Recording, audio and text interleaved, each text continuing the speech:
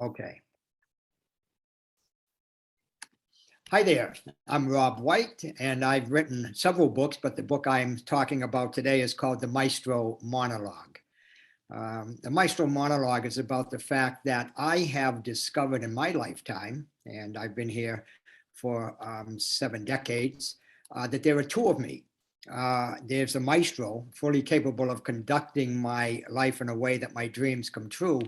But there's the other self, the unwanted mental house guest, I call that other self. That's the naysaying voice in my head that tells me, nay, nay, you can't do it. So that's what my book is about. It's quite interesting and unique in the way I write it because my life has been interesting and unique in the way I've lived it. I went from being born in a small mill town, impoverished mill town, on the wrong side of the tracks on that impoverished mill town, and making tens of millions of dollars, if money is a measure, both in real estate and again in the restaurant business. And in order to do that, I had to constantly confront and deal with the other self, the intruder, who would convince me I didn't have what it takes to make the world that I wanted to make for myself. Yeah, sounds really interesting. So, what inspired you to pursue writing in addition to your other careers? And what about self awareness and development specifically inspires you to write? Well, what I've studied the nature of being a human being profoundly. I actually lived for 6 weeks with a Maasai tribe with an interpreter in Tanzania. And I realized that all human beings are basically the same. We all have our unique story, and that story lifts us or it depresses us.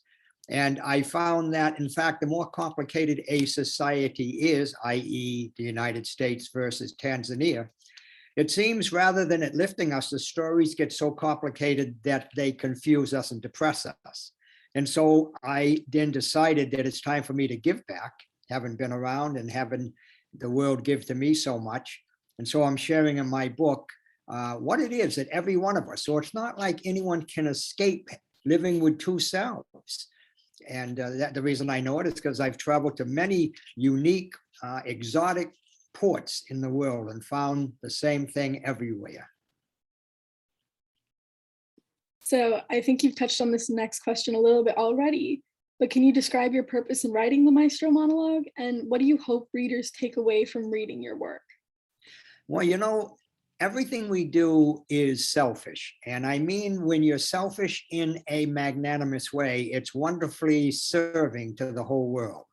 And we all do that. And we don't realize we do it. But if you're not selfish, you're not serving. You got to love what you're doing. Mother Teresa, who gave her whole life in the name of Jesus, and they said, you're a saint, you sacrificed everything in the name of Jesus. And her response was, oh, heavens, no, I enjoyed it so much. If I didn't enjoy it, I wouldn't have done it. See, there's the selfishness, but not selfish in a egocentric, give me way. I wrote the book because it took me 3 decades to understand what I wanted to write and 5 years to write this book. I've written several other books, but this one, 5 years. And why? Because I wanted to get down on paper what it is to be a human being and what stops us from being that incredible being that we came here to be as a human being. And so that was my motivation. And in doing that, I not only gave me a great gift by clarifying it, I believe those who read it will have a great gift because they will come to understand themselves in a way that they don't understand themselves, that will give them access to their potential unlike anything they had before. So, you mentioned that you have other works. Is the Maestro monologue a standalone or is it part of a series? And are you building a collection of works that are building off of each other, or are they meant for like different people and purposes, each of your works? Well, I've written the work before this, and then I met Margaret, was about the fact that life is always sending you everyday, ordinary, unassuming gurus to give you tips on how to redirect your life so you go where you want to go.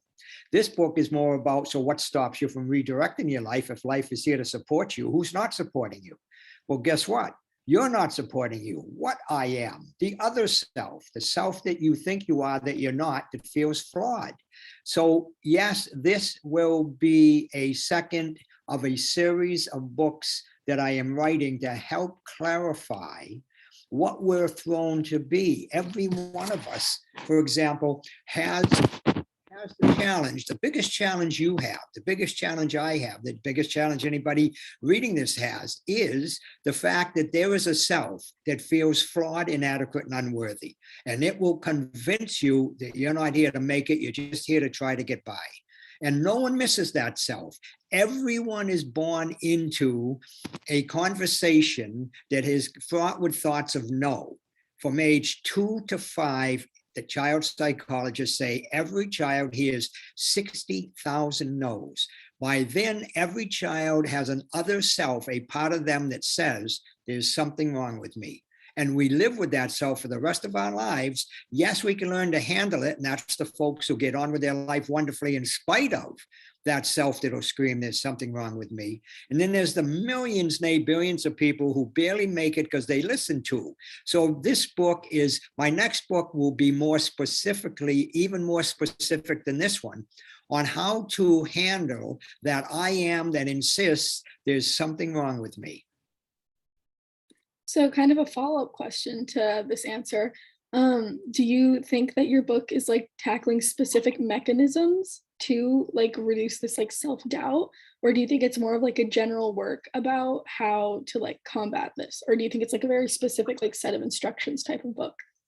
What I've got for feedback, and with my book, which has gotten a lot of reviews, I think even on your Online Bookclub, it's, I don't know, it's gotten a couple hundred reviews, mostly 4-star is your top, is people like the fact that I speak directly to them and give them specific ways of dealing with what I'm talking about so they can handle it. So that is what I have gotten good at, because I have made so many mistakes in my life. See, I believe the more you fail, the more you succeed. If you get the point of failing is to learn from it, tweak what you're doing, do it again and succeed. So I suspect I have failed a million times more than someone else my age who, see, I get life is risky business and I'm in the risky business. So I take risks. If you take risks, you live tall. If you try to avoid risks, you live small, but then you're not living, you're just surviving. So I believe I've taken a lot of risks, made a lot of mistakes, come up with a lot of specific ways to deal with it. And if you go to the book, you'll find that it's very personal and it's about you. And I don't just generalize or philosophize or tell broad stories and metaphors. I get right down to the nitty gritty. What can I do? Yeah, it sounds like it's a very important book for everybody to read. So now more to like your writing career itself. How is your formal education translated to your writing? So my street education, I did go to college and I do have a master's degree, and I even have 45 credits toward a PhD, but then I decided it wasn't for me. It didn't do anything. I say it wasn't college, it was the school, the world school, the street that taught me everything I needed to know to be successful. I claim life is the greatest school you can attend if you're willing to attend the lessons that life offers you and learn from them, and know you're going to make a lot of mistakes in the learning. That's part of the deal. So what was your question again? Oh, how did that have to do with me? I don't think I was an English major. And so you'd say, well, that's why you love to read. And I do love to read, and I love to philosophize, and I love to read philosophy. But what I love best is to write. Now, let me tell you the secret to writing. There's one thing.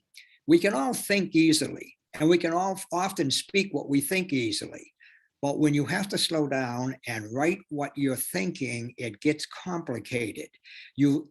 What the secret to good writing, Stephen King taught me this, and I mean personally, I've been in his company. The only way you can be a good writer is to assume you're sitting down with someone in the living room and you're talking to them. In his case, he tells stories, and you tell them a story. You know how easy it is when you're telling the story? Well, you've got to learn to write with that ease, and don't think you have to add and overcomplicate. And so that's where people lose it. Writer's block is you're thinking too much. Believe it or not, you don't want to think so much. You want to think less and write more. And E.E. Cummins said when he had someone, a student, say to him, "Oh, you're such an incredible poet and writer and author. What's the secret?" And he said, "The secret to good writing is to write and write and write and realize you're awful. And then write and write and write some more and realize maybe you're getting better, but you're still awful. And then write some more until you finally think not bad, but then write and write and write. And before you know it, you're finally a writer." And that's what it really is. If you have something precious to say and you want to get down on paper so others can enjoy it and learn from it, write and write and write. Keep it simple. The biggest gift on a computer, when you're writing on a computer, is the delete button. Anybody who's a good author deletes like crazy. We all overwrite. Some people overtalk. Many people overtalk. I overtalk. But when it comes to writing, you can't afford to overwrite. So be quick. And you know what? The problem is when you write an idea down, it's your baby. It's precious. You birthed it and you love it. But if it's not really necessary, toss it out. If it's just because it's clever and you think it should be there, or you don't want to leave it because it's perfect with what was said before, which was the exact same thing in a different way, you don't need it twice. Toss it out. So there's a big tip for anyone. That delete button is your greatest gift. Don't be afraid to use it. So I think, probably as a writer, that a lot of people say that one of the hardest things is like finding the time to write and balancing it with everything else in their lives. So how do you balance your writing career with your personal life and your other careers that you've mentioned? Well, we're addictive human beings, all of us. So do know that you can't get rid of being an addictive being. Being human is being addictive. I have an inspiring addiction. My inspiring addiction, that which inspires me, as opposed to a harmful addiction, one which would harm me, is writing. So I see writing as something that is compelling every day. And when I know that I'm going to write today, I don't have a strategy, a methodology, or a process to be sure I got the time.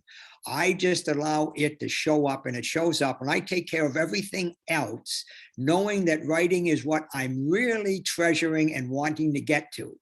So if I wake up at 5, I've gone to bed at midnight and woke up at 3 and realized, wow, I want to write. So I totally succumb to the inspiring addiction, write, write, write, and write. So I don't think being logical sometimes is the way to go. Because that, when you start getting reasonable and logical about, I want to spend 3 hours a day, 2 hours a day, an hour and a half day writing, then you find all kinds of other stuff gets in the way. I claim when you really come from, I love writing, what I am as an author, and this is how I express myself, and I love the way I express myself, it just shows up, I find time in the day. And if I'm spending too much time on something, I immediately I've got to complete with what I'm doing because I've got to create space for writing. I love writing like that. Are you a writer? Sometimes I think it's more for fun. Okay, just curious whether you're Yeah, so I think you've touched on this question a little bit too. There's definitely a lot of great advice that you've given for aspiring writers, but is there any other advice that you haven't touched on yet that you think is important? Well, I think that you see, writers don't get caught up in writing from your head. And that's not where it's at. Write from your heart. If you're willing to trust that what you have to say will show up on paper or on the computer, just write from how you feel. It'll flow, it'll make sense, and in the end, it'll touch those that read it. Too many writers, for example, I have gone to several writing schools, and I find that most writers get too technical. They want 11 steps I have to take to be a good writer, 4 steps to break my writer's block. They want recipes and prescriptions and strategies. And I've learned, and I've tried a lot of those recipes, and they're okay, and you end up with a mediocre book. But when I've spoken to really incredible authors, which I have, I make a point to meet them and go to lunch with them, like Stephen King. I find that they write from their heart. They have a feeling and they say, okay, it's coming on, get out of the way. And they go right to their computer, or some still write with pencil and paper. And they just sit down and let what's showing up show up in writing. So that's my greatest tip to you folks. You all got it. Writing is as natural as speaking. And when you were 2 years old, you figured out, oh boy, I want to talk. Well, at some point, if you're in the business now of writing, you figured out, oh boy, I want to write. Well, don't get in the way. You didn't get in the way when you were learning to speak. You didn't buy books on how can I speak, because you couldn't read, so you couldn't have read the books. Thank goodness.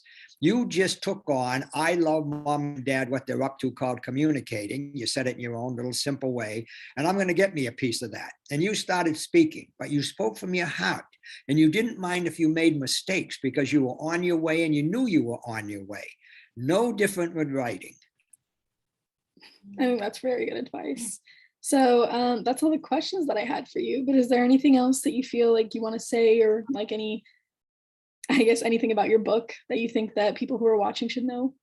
Well, I think two things I want to say. I think that the Online Book Club is an incredible club of individuals, human beings that help each other, inspire each other, love reading, love writing. I mean, that's phenomenal. And I want to acknowledge and appreciate all of you folks for that reason. What a great support group you are for yourself and everyone else. Secondly, I think the reason my book is important to any author is because, first of all, if you read it, I have become a wordsmith. Now, I don't say that arrogantly, but I have written so many things that I really know how to write now in a way that's simple and elegant, poetic. And you'll see that in the book. I've heard many people say that. You really know how to handle words. And I want you to know, 7 years ago when I wrote, and then I met Margaret, I'm embarrassed. Actually, the book did very well. We sold about 10,000 copies and got a lot of great reviews. But I'm embarrassed. But I'm not embarrassed. I'm glad I took the courage to write the book and get it out there. I didn't wait until I was perfect. That I'm still not perfect. But boy, this book is so much better. Write, publish your book. Don't try to make it perfect. You'll never get there. When you're feeling satisfied with, you know what, this feels right for me, self-publish or whatever you're doing, get it to a publishing company and take care of business. Yeah. Well, thank you, Rob, for taking the time to talk with me. And for those of you that are watching this recording, if you haven't already, make sure to like, comment, and subscribe, and I'll see you guys next week. The link to the Maestro Monologue will be in the video description for those of you that want to try it. Thank you very much. This was great. Thank you.